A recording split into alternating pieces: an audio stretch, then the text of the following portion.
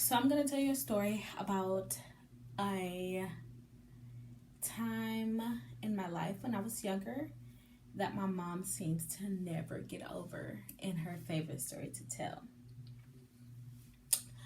I was in kindergarten, and me being a very active child and full of personality and very independent, I began to become the class leader.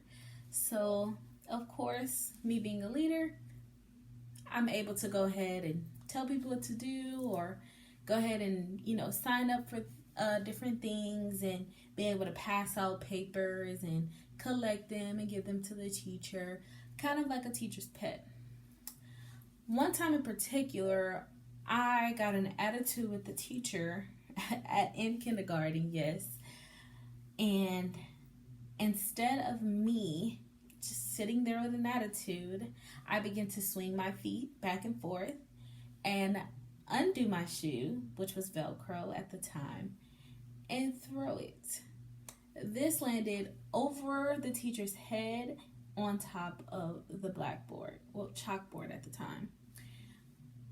That was something I probably should have never done. So, of course, the teacher was so nice, and me being a good student that I was and very active and everything like that, she just told me not to do it again and to put my shoes back on. Months later, probably around 3, they have a parent-teacher conference and allow my mom to know 3 months ago, Jada threw her shoe. Wasn't no big deal, but we did want to let you know. Of course, my mom being my mom, super upset, mad they didn't tell her before. And so now they have no choice but to let my mom do what she's going to do. So, of course, my mom asked me, Jada, did you throw your shoe at the teacher? And of course, I said no. Of course I didn't do that. I'm young. I don't even remember doing that 3 months ago. So she asked me again, and don't you lie. Did you throw that at your teacher? No, Mom. But I was swinging my feet and my shoe fell off, and it just happened to go over her head.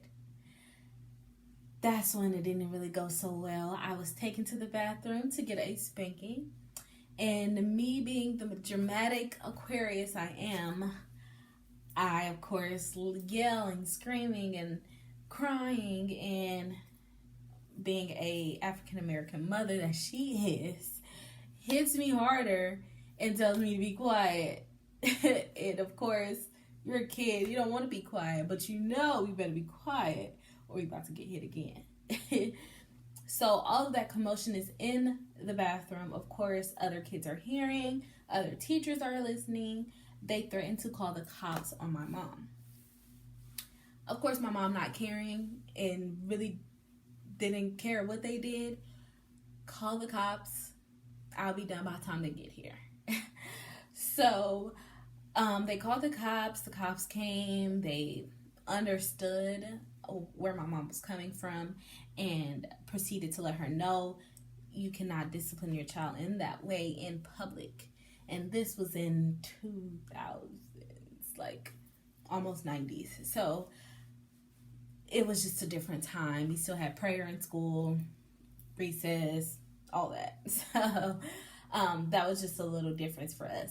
But that's a story that my mom chooses to tell to anyone I meet, and that I believe that is stuck in her memory forever, because she was just so appalled that her child would have the audacity to throw her shoe up and at the teacher.